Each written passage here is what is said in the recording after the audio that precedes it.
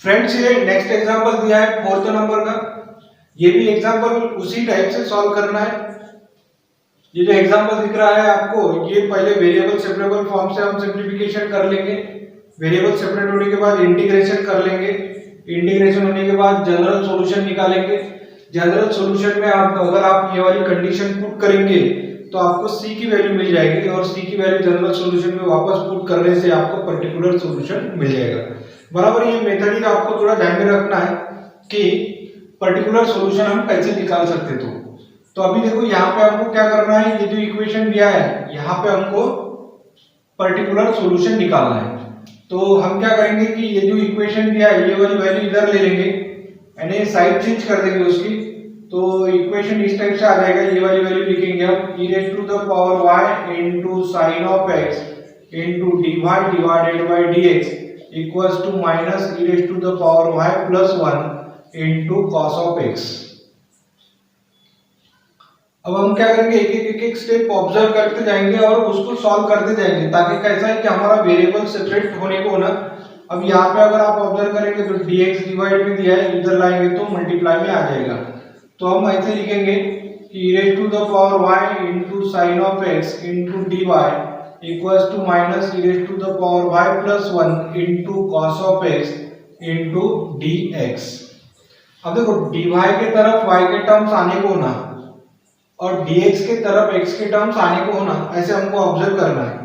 लेकिन यहाँ पे अगर आप ऑब्जर्व करेंगे तो dy के तरफ ये y की टर्म है, लेकिन ये वाली टर्म जो दिया है ना हमको क्या करना है, उस साइड ले लेना है, यानी उसकी साइड चेंज करना है। यहाँ पे dx है, ये भी x की टर्म है, लेकिन ये जो y की टर्म दिया है ये वाली इस साइड ले लेंगे, यानी इक्वेशन क्या हो जाएगा देखो e raised to the power y divided bye, ये टर्म मल्टीप्लाई में इधर लाएंगे तो क्या हो जाएगा, डिवाइड में हो जाएगा, और into dy equals to minus ये cos of x दिया है और ये जो दिया है sin of x मल्टीप्लाई में इधर लाएंगे तो डिवाइड में आ जाएगी और इनटू dx। अब अगर आप बराबर ऑब्जर्व करेंगे तो वेरिएबल सेपरेट हो गए, dy की तरफ y के टर्म्स है, dx की तरफ x के टर्म्स है ना, तो इसलिए हम क्या बोलेंगे, ये वेरिएबल सेपरेबल फॉर्म से हो जाएगा। तो वेरिएबल सेपरेट होने के बाद में हमको क्या करना है, इंटीग्रेटिंग बोथ साइड, दोनों साइड इंटीग्रेशन कर लो।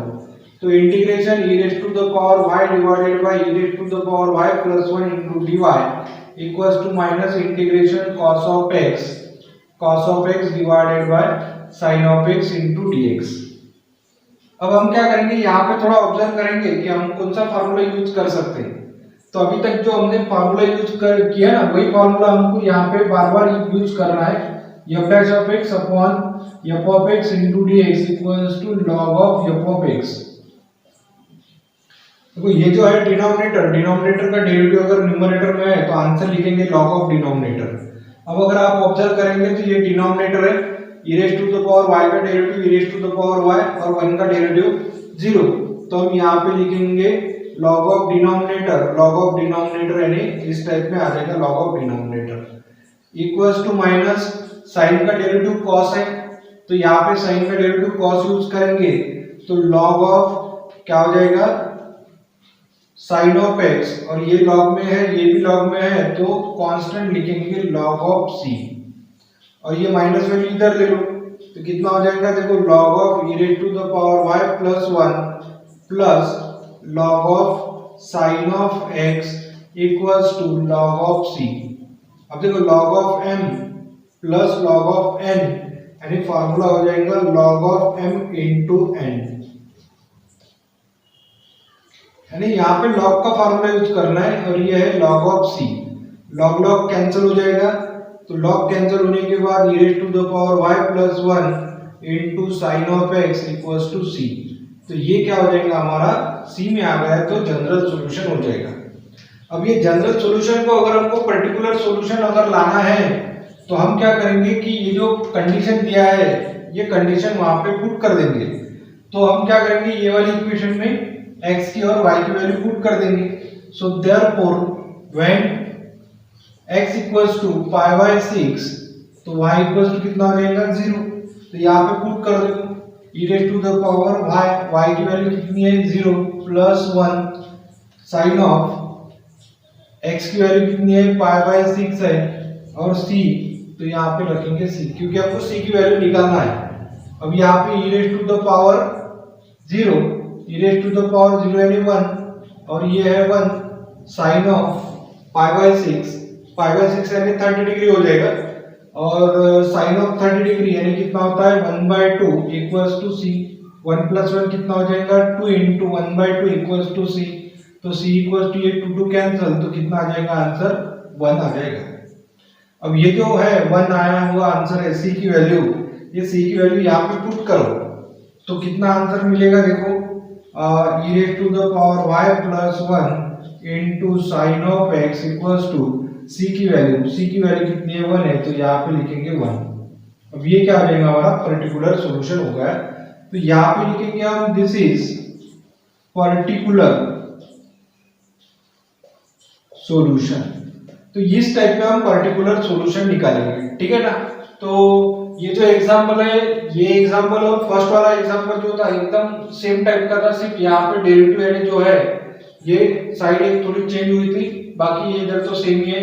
और इसी टाइप से आपको फर्स्ट और थर्ड वाला एग्जांपल यानी फोर्थ वाला एग्जांपल सॉल्व करना था, और इस टाइप से हमने कर लिया है, ठीक है ना।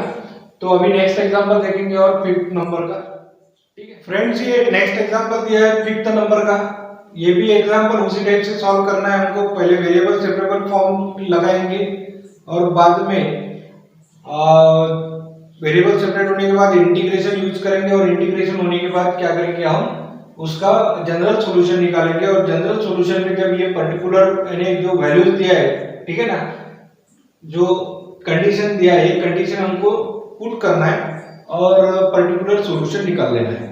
तो देखो कैसे सॉल्व करेंगे, तो यहाँ पे हमको पहले तो हमको वेरिएबल सेपरेट करना है, तो हम कैसे करेंगे, देखो यहाँ पे पहले ये 1 वैल्यू इधर ले लो, तो ये आ जाएगा 1 यानी x + 1 into dy/dx equals to 2 e raise to the power y है, तो इसको हम ऐसे भी लिख सकते हैं 1/e raise to the power y + 1, ठीक है ना। ये -1 हमने इधर ले लिया, +1 हो गया।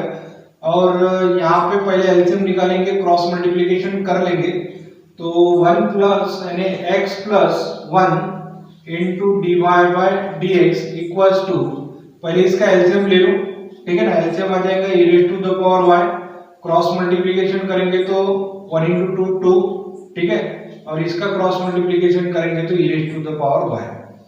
अब यहाँ पे अगर आप ऑब्जर्व करेंगे तो अपॉन dx जो दिया है ना, ये dx इधर ले लो, क्योंकि हमको कैसा है कि उसको जो dx और dy है ये मल्टीप्लाई में रहना चाहिए, तो dy equals to 2 plus e raise to the power y divided by e raise to the power y upon dx, इधर मल्टीप्लाई कर दो तो मल्टीप्लाई dx हो जाएगा। अब हमको क्या करना है कि dx की तरफ पूरे x के टर्म्स आना चाहिए और dy की तरफ पूरे y के टर्म्स आना चाहिए। जैसे अभी dx है, ये जो x की टर्म है ये इधर लेके आएंगे, तो ये मल्टीप्लाई में इधर लाएंगे तो क्या हो जाएगा डिवाइड में आ जाएगा, तो x + 1 इनटू dx, और ये जो टर्म है ये टर्म इधर मल्टीप्लाई में, क्योंकि ये पूरी y की टर्म है ना, तो ये y की तरफ ही आना चाहिए, इसलिए हम क्या करेंगे ये जो मल्टीप्लाई में इधर लाएंगे तो डिवाइड में हो जाएगा, या उसका हम रेसिप्रोकल कर लेंगे इस टाइप से, ये हो जाएगा उसका रेसिप्रोकल इधर आए तो। अब हम क्या करें, देखो यहाँ पे dy की तरफ y के टर्म्स आ गए, dx की तरफ x के टर्म्स आ गए ना, तो हम क्या लिखेंगे इंटीग्रेटिंग बोथ साइड। तो यहाँ पे लिखेंगे हम इंटीग्रेटिंग बोथ साइड, इसका इंटीग्रेशन लेना है, तो integration of e raise to the power y divided by 2 plus e raise to the power y into dy equals to integration 1/x + 1 into dx। और यहाँ पे इंटीग्रेशन यूज करो, जो हमने अभी तक फार्मूला यूज किया ना वही फार्मूला हमको यहाँ पे भी यूज करना है। देखो यहाँ पे f(x) और इसका डेरिवेटिव आपको न्यूमरेटर में दिया है। देखो डिनोमिनेटर का डेरिवेटिव न्यूमरेटर में है, तो डिनोमिनेटर का डेरिवेटिव अगर न्यूमरेटर में है तो आंसर लिखेंगे log ऑफ डिनोमिनेटर लिखेंगे। क्या लिखेंगे? log ऑफ डिनोमिनेटर लिखेंगे। अब log ऑफ डिनोमिनेटर देखो यहाँ पे log ऑफ डिनोमिनेटर आ गया। अब यहाँ पे क्या करेंगे हम ऐसे ही ऑब्जर्व करेंगे, यहाँ पे देखो 2 का डेरिवेटिव 0 है, e raise to the power y का derivative e raise to the power y है, तो डिनोमिनेटर का डेरिवेटिव न्यूमरेटर में है, इसलिए आंसर में लिखेंगे log ऑफ डिनोमिनेटर लिखेंगे। और यहाँ पे ऑब्जर्व करो कि x का डेरिवेटिव 1 और 1 का डेरिवेटिव 0 है, यहाँ पे भी हमको डिनोमिनेटर का डेरिवेटिव न्यूमरेटर में है, इसलिए हम लिखेंगे log ऑफ डिनोमिनेटर लिखेंगे। अब ये log में आ गया, ये log में आ गया, तो कांस्टेंट ले लेंगे हम log ऑफ c लिखेंगे। अब यहाँ पे ये वैल्यू इधर ले लो, क्योंकि इधर प्लस में ना, इधर लाएंगे तो माइनस हो जाएगा, तो log ऑफ क्या लिखेंगे हम 2 plus e raise to the power y minus log of x plus 1 equals to log of c। अब देखो log of m minus log of n यानी log of m divided by n, ये formula हमको यहाँ पे apply करना है। तो यहाँ पे लिखेंगे हम log of e raise to the power y plus 2 divided by x plus 1 equals to log of c। log log cancel करेंगे तो e raise to the power y plus 2 divided by x plus 1 equals to c। अब ये क्या हो गया, हमारा general solution हो गया है। तो हम यहाँ पे लिखेंगे this is general solution, this is general solution. अब जनरल सॉल्यूशन में अगर आप ये कंडीशन प्रूव करेंगे तो c की वैल्यू मिल जाएगी। तो हम क्या करेंगे, यहाँ पे लिखेंगे e raise to the power 0 plus 2 divided by x की वैल्यू कितनी है 1, और यहाँ पे लिखेंगे 1 और इक्वल्स टू कितना है c। तो e raise to the power 0 यानी कितना होता है 1 plus 2, 1 plus 1 2 equals to c, 2 plus 1 यानी कितना हो जाएगा 3 by 2 equals to c।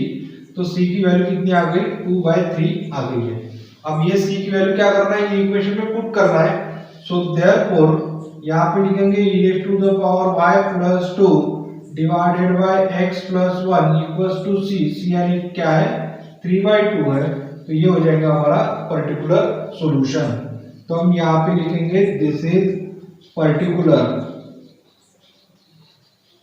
Solution. तो इस टाइप में हम पर्टिकुलर सॉल्यूशन लिख सकते हैं। तो इस टाइप में हमको ये वाला एग्जांपल सॉल्व करना था, और अब तक हमने 5 एग्जांपल तो ऑलरेडी सॉल्व कर लिए। एक लास्ट एग्जांपल बचा है, वो भी हम सॉल्व कर लेंगे और बाद में हम 4th एग्जांपल की तरफ चले जाएंगे, ठीक है ना। तो नेक्स्ट और लास्ट एक एग्जांपल ले लेंगे फ्रेंड्स। ये नेक्स्ट और लास्ट एग्जांपल दिया है, एग्जांपल नंबर 3 में 6 एग्जांपल थे, ऑलरेडी हमने 5 एग्जांपल सॉल्व कर लिए। अब ये लास्ट एग्जांपल दिया है, तो कैसे एग्जांपल सॉल्व किया है देखो। यहाँ पे एक्चुअली यहाँ पे जो है वो इस टाइप में रहना चाहिए था, रियल नंबर में बिलोंग्स टू कर रहा है, ठीक है ना। तो सॉल्यूशन में कैसे लिखेंगे देखो, हमको ये cos का एंगल दिया है, ठीक है ना। तो ये cos का एंगल है, इसलिए हमको कैसा इसको सिंपलीफाई करते समय तो dy by dx equals to ये क्या हो जाएगा cos इनवर्स ऑफ a, ऐसा हो जाएगा, ठीक है ना। तो ये तो डिवाइड में दिया है, ये डिवाइड में दिया है, dx को इधर मल्टीप्लाई कर लो। So dy equals to cos inverse of a और अपॉन dx दिया है, इधर लाएंगे तो मल्टीप्लाई dx हो जाएगा। यानी अगर आप देखेंगे तो ये अभी वेरिएबल सेपरेट हो गए, क्योंकि अगर आप देखेंगे तो a की वैल्यू जो दिया है ना ये रियल नंबर में दिया है, यानी ये अगर रियल नंबर में है तो ये वैल्यू क्या हो जाएगी कांस्टेंट वैल्यू हो जाएगी। और कांस्टेंट वैल्यू अगर हो गई तो dx की तरफ ना x के टर्म है, dy की तरफ भी नहीं है, तो कैसा है कि वेरिएबल सेपरेट हो गए। अभी हम क्या करेंगे इंटीग्रेटिंग बोथ साइड। अगर टर्म ही नहीं है तो हम समझेंगे कि सेपरेट हो गए, ठीक है ना। तो अभी क्या करेंगे हम इंटीग्रेटिंग बोथ साइड, तो integration 1 into dy equals to integration cos inverse of a into dx। तो 1 का integration with respect to y कितना हो जाएगा y, और cos इनवर्स ऑफ a यानी कितना हो जाएगा cos inverse of a constant है तो इंटीग्रेशन के बाहर ले लेंगे तो 1 into dx हो जाएगा। So y equals to cos inverse of a into 1 का integration with respect to x हो जाएगा और प्लस c कांस्टेंट लगा देंगे। अब ये क्या हो जाएगा जनरल सॉल्यूशन हो जाएगा। तो हम लिखेंगे यहाँ पे दिस इज जनरल सॉल्यूशन। अब जनरल सॉल्यूशन होने के बाद आपको अगर पर्टिकुलर सॉल्यूशन निकालना है तो ये इसकी कंडीशन जो दिया है ना उसको आपको यूज करना है। तो कंडीशन यानी क्या है देखो, ये जो फंक्शन रहता है तो y of x equals to रहता है y equals to y of x, यानी ये क्या है x की वैल्यू है, तो ये क्या हो जाएगी, y की वैल्यू हो जाएगी। सो यहाँ पे हम लिखेंगे कि व्हेन x इक्वल्स टू 0 तो y इक्वल्स टू कितना हो जाएगा, 2 हो जाएगा। ठीक है ना। अब ये क्या करेंगे हम, ये कंडीशन ये वाले गिवन इक्वेशन में यानी जनरल सॉल्यूशन में पुट करो। तो x की वैल्यू कितनी है, देखो सॉरी x की वैल्यू अगर 0 है तो y की वैल्यू कितनी हो जाएगी, 2। अब ये कंडीशन आप ये इक्वेशन में पुट करो, y की वैल्यू कितनी है, 2 equals to cos inverse of a, cos inverse of a, ठीक है ना, cos inverse of a into x की वैल्यू कितनी है, 0 प्लस c, यहाँ पे लिखेंगे 0 इनटू कर दिया तो कितना हो जाएगा, 0 हो जाएगा। तो हम क्या लिखेंगे, c की वैल्यू कितनी हो गई, 2 हो गई। अब ये c की वैल्यू क्या करो आप, ये वाली इक्वेशन में पुट करो। So therefore y equals to cos inverse of a into x plus c की वैल्यू कितनी हो गई, 2 हो गई। तो हम क्या बोलेंगे कि ये क्या हो जाएगा, हमारा पर्टिकुलर सॉल्यूशन हो जाएगा। फ्रेंड्स देखो इसको आगे हम और सॉल्व कर सकते हैं, ठीक है ना। इसलिए हम क्या करेंगे, इसको आगे और सिंपलीफाई कर लेंगे, क्योंकि हमको जो टेक्स्ट बुक के पीछे आंसर दिया ना उस टाइप का अगर लाना है तो हम इसको आगे और सिंपलीफिकेशन कर लेंगे। तो सिंपलीफिकेशन करते समय देखो यहाँ पे क्या करना है, हमको a की वैल्यू निकालना है ना। तो इसलिए हम क्या करेंगे, ये 2 जो है प्लस में ये इधर लाए तो माइनस हो जाएंगे, y minus 2 equals to cos inverse of a into x। अब ये जो x है मल्टीप्लाई में इधर लाएंगे तो डिवाइड में आ जाएगा। So y minus 2 divided by x equals to cos inverse of a, यानी ये cos इनवर्स की वैल्यू है, लेकिन cos यानी a की वैल्यू क्या हो जाएगी, तो cos of y minus 2 divided by x equals to क्या हो जाएगा, a। तो ये क्या हो जाएगा, हमारा पर्टिकुलर सॉल्यूशन हो जाएगा। तो दिस इज पर्टिकुलर सॉल्यूशन। तो इस टाइप में हम पर्टिकुलर सॉल्यूशन निकाल सकते हैं। ये हो गए हमारे चारों एग्जांपल, यानी ये हो गए 6 एग्जांपल हमने ले लिए। एग्जांपल नंबर 3 में 6 एग्जांपल थे, वो 6 एग्जांपल हमने यहाँ पे ले लिए, ठीक है ना। तो नेक्स्ट एग्जांपल ले लेंगे अभी 4th वाला एग्जांपल।